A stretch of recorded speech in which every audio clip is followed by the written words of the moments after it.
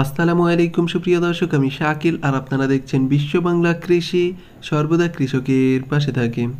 সুপ্রিয় দর্শক, আজকের এই ভিডিওতে দেখতে পাবেন মরিচ গাছের পরিচর্যা সম্পর্কে বিস্তারিত এবং পুরনো মরিচ গাছে কিভাবে প্রচুর পরিমাণে ফল ধরানো যায় সেই সম্পর্কেও আপনারা জানতে পারবেন।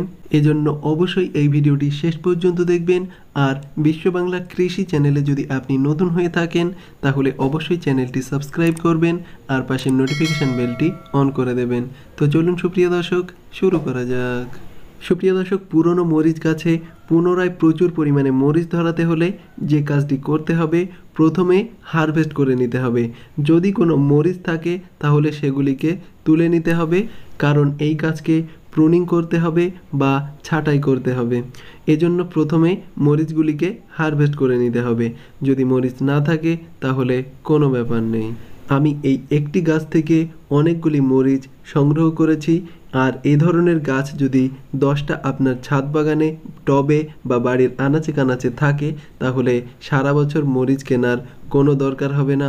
আপনার এই গাছগুলি থেকেই মরিচের চাহিদা পূরণ করে নিতে পারবেন। সুপ্রিয় দর্শক, একবার হারভেস্ট করেছি তাই এত পরিমাণে মরিচ হারভেস্ট করতে পেরেছি একটি গাছ থেকে। আর যদি 10টা গাছ থাকে তাহলে বুঝতেই পারছেন একবারে কতগুলি মরিচ সংগ্রহ করা যাবে। সুপ্রিয় দর্শক, মরিচ সংগ্রহ করার পর এই গাছটিকে ছাঁটাই করতে হবে। এখানে একটা বিষয় আপনাকে মাথায় রাখতে হবে, শুকনো মরিচ, মরিচের বোটা এবং রোগাক্রান্ত মরিচ এগুলি গাছে একদমই রাখা চলবে না। এই বিষয়টা লক্ষ্য রাখতে হবে, তারপরে ছাঁটাই করতে হবে। এখানে লক্ষ্য করলে দেখতে পাবেন গাছটা অনেকটাই পুরনো হয়ে গেছে, এই জন্য এই গাছটাকে ছাঁটাই করে দিতে হবে। এই গাছটি যদি আপনারা ছাঁটাই করে দেন, বিশেষ করে পুরনো যে ডালপালা আছে সেগুলিকে একদমই ছাঁটাই করে দিতে হবে। তারপর এটা থেকে নতুন ডালপালা পার হবে এবং তাতেই পাবেন প্রচুর পরিমাণে মরিচ। এজন্য দেখে শুনে একটু মোটা ডাল আপনারা কেটে বাদ দিয়ে দিতে পারেন।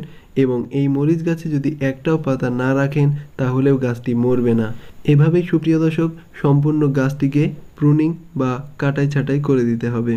বিশেষ করে নিচের দিকে কোনো ডালপালা আপনারা রাখবেন না। উপরের ডালপালাও ছেটে দিতে পারেন, যেমন আমি এখানে উপরের ডালপালাও ছেটে দিচ্ছি। এছাড়াও আপনারা গাছের গোড়ার অংশটা 6 ইঞ্চি রেখে সম্পূর্ণ গাছটিকে কেটে দিতে পারেন। তা থেকে নতুন ডাল বার হবে এবং তাতেই প্রচুর পরিমাণে মরিচ আপনারা পাবেন। পুনরায় আপনারা পুরনো গাছে মরিচ ফলাতে পারবেন। সুপ্রিয় দর্শক, আমার এই মরিচ গাছের উপরেও কয়েকটি ডাল বার হয়েছে যেটা একদমই নতুন, কিন্তু এই ডালগুলিকেও আমি ছেটে দিচ্ছি, কারণ আমি চাই নির্দিষ্ট একটা শেপের মধ্যে প্রচুর পরিমাণে মরিচ ধরাতে। সুপ্রিয় দর্শক, এটা আশা করি আমি সাকসেস হব। মরিচ গাছটি সম্পূর্ণ প্রুনিং করা হয়ে গেছে। এবার এই গাছে খাবার প্রয়োগ করতে হবে। সুপ্রিয় দর্শক, খাবার প্রয়োগ করার আগে মরিচের কেটে নেওয়া কিছু ডালের অংশ এছাড়া আগাছা যদি থাকে সেগুলিকে পরিষ্কার করে নিতে হবে, কারণ আপনি যে খাবার প্রয়োগ করবেন এই আগাছা সংগ্রহ করে নেবে সেই খাবার। এজন্য আগাছা জন্মাতে দিলে চলবে না। আমি সম্পূর্ণ আগাছা পরিষ্কার করে নিচ্ছি। এরপর আমি টবের গোড়ার মাটিটাকে আলগা করে নেব। টবের গোড়ার মাটিটা আলগা করলে কিছু শিকড় কাটা যাবে এবং পরবর্তীতে নতুন শিকড় বার হবে। এবং যেহেতু এটাতে খাবার প্রয়োগ করছি, গাছের গ্রোথটা খুবই ভালো হবে। এজন্য আমি মাটিটা আলগা করে নিচ্ছি। মাটিটা আলগা করলে গাছ দ্রুত এই খাদ্য সংগ্রহ করে নিতে পারবে। সুপ্রিয় দর্শক, সম্পূর্ণ মাটিটাকে আলগা করে নিতে হবে। আলগা করার পর এটাতে খাবার প্রয়োগ করব। খাবার হিসেবে আমি 2 থেকে 250 গ্রাম গোবর সার এই গাছে ব্যবহার করছি। আপনারা গোবর সারের পরিবর্তে vermi compost, kitchen West compost ইত্যাদি যে কোনো জৈব সার ব্যবহার করতে পারেন। জৈব সার ব্যবহার করলে গাছের গ্রোথটা খুবই ভালো হবে এবং এটাতে প্রচুর পরিমাণে ফলন ধরবে। সম্পূর্ণ টবের মাটিতে এই সারটাকে ছড়িয়ে নিতে হবে, গাছ প্রপারলি এটা সংগ্রহ করতে পারবে। এছাড়াও আমি এই গাছে রাসায়নিক সার প্রয়োগ করব। রাসায়নিক এবং জৈব সারের একটা মিশ্র সার তৈরি করে রেখেছি, সেটাই আমি এই গাছে প্রয়োগ করব। এই সারটি যদি প্রয়োগ করা হয় তাহলে গাছের গ্রোথটা খুবই ভালো হবে। আমি 2 টেবিল চামচ পরিমাণ এই সারটি নিয়েছি। এটাতে আছে ইউরিয়া, পটাশ, ফসফেট, সুফলা, হাড় গুঁড়া, নিমখোল এবং মাইক্রোনিউট্রিয়েন্ট। এই সবগুলি দিয়ে আমি একটা মিশ্র সার তৈরি করে নিয়েছি, এটাই আমি গাছে প্রয়োগ করে দিচ্ছি। এবং এই সারটি প্রয়োগ করার পর পানি প্রয়োগ করা চলবে না। যদি পানি প্রয়োগ করা হয় তাহলে গাছটি মারা যেতে পারে।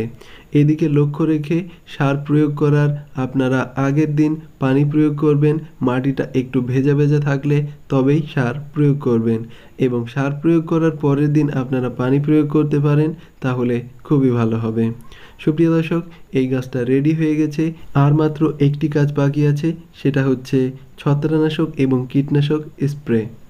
এই ছত্রাকনাশক এবং কীটনাশক মিশিয়ে খুব ভালোভাবে গাছটিকে ধুয়ে দিতে হবে। তাহলে রোগ পোকার আক্রমণ লাগবে না, আর গাছটি হবে সতেজ আর প্রচুর পরিমাণে ফল দেওয়ার জন্য সক্ষম। সুপ্রিয় দর্শক, এভাবে আপনারা পুরনো মরিচ গাছে পুনরায় প্রচুর পরিমাণে মরিচ ধরাতে পারবেন। আশা করি আপনাদের এই ভিডিওটি ভালো লেগেছে। ভিডিওটি ভালো লাগলে অবশ্যই লাইক করবেন, এবং আপনার যদি কোনো মন্তব্য থাকে তাহলে অবশ্যই কমেন্টে জানাবেন। আর বিশ্ব বাংলা কৃষি চ্যানেলে যদি আপনি নতুন হয়ে থাকেন তাহলে অবশ্যই চ্যানেলটি সাবস্ক্রাইব করবেন, আর পাশের নোটিফিকেশন বেলটি অন করে দেবেন। ধৈর্য ধরে ভিডিওটি শেষ পর্যন্ত দেখার জন্য আপনাকে অসংখ্য ধন্যবাদ। থ্যাঙ্কস ফর ওয়াচিং বিশ্ব বাংলা কৃষি।